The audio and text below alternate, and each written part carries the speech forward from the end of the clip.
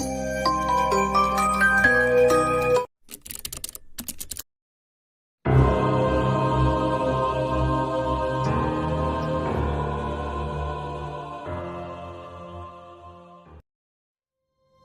को पुरानी चीजें इकट्ठा करने का शौक था।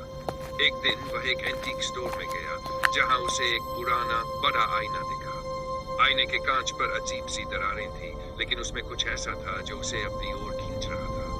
यह बहुत खास आईना है, दुकान का मालिक बोला। उसकी आवाज में एक अजीब सा डर था। इसे मत लो। लेकिन रवि को आईना इतना पसंद आया कि उसने चेतावनी को नजरअंदाज कर दिया और उसे खरीद कर घर ले आया। उसने आईना अपने बेडरूम में रख दिया, लेकिन जैसे ही उसने पहली बार उसमें देखा, उसे लगा कि उसका प्रतिबिंब थोड़ी देर के लिए रुका हुआ था, जैसे कि वह खुद रवि को घूर रहा। एक रात वह आधी रात को जागा और देखा कि आईने में उसका प्रतिबिंब जाग रहा था, जबकि वह खुद अभी भी बिस्तर पर लेटा हुआ था। उसका दिल जोर जोर से धड़कने लगा। वह बिस्तर से कूदकर कमरे की लाइट जलाने गया, लेकिन जब रोशनी जली तो आईने में सब कुछ सामान्य दिखने लगा। शायद मैं बहुत थका हुआ हूँ, रवि ने खुद से कहा, लेकिन मन के किसी कोने में डर बैठ चुका था। अगली सुबह उसने कुछ ऐसा देखा जिससे उसकी रीढ़ में सिहरन दौड़ गई।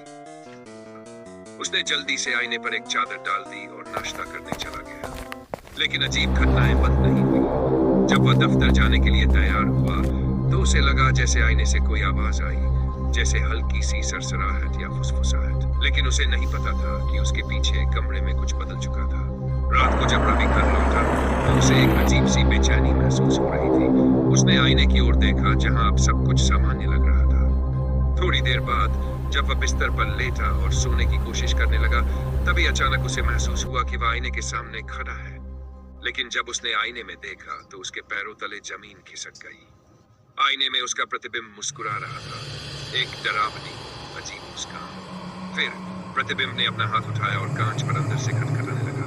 रवि घबराकर पीछे हटने लगा, लेकिन अचानक ही एक झटका लगा और वह जोर से चीख पड़ा। अगले ही पल उसने खुद को आईने के अंदर पाया। पूरी ताकत से कांच पर चोटें मारने लगा, लेकिन उसकी आवाज बाहर नहीं जा रही थी। असली रवि अब अंदर कैद था। नकली रवि मुस्कुराया, अपने कपड़े ठीक किए और कमरे से बाहर चला गया, जैसे कुछ हुआ ही ना। अब उसकी जगह उसका प्रतिबिंब असली दुनिया में रह रहा था और किसी को भी उसकी असलियत का पता नहीं था।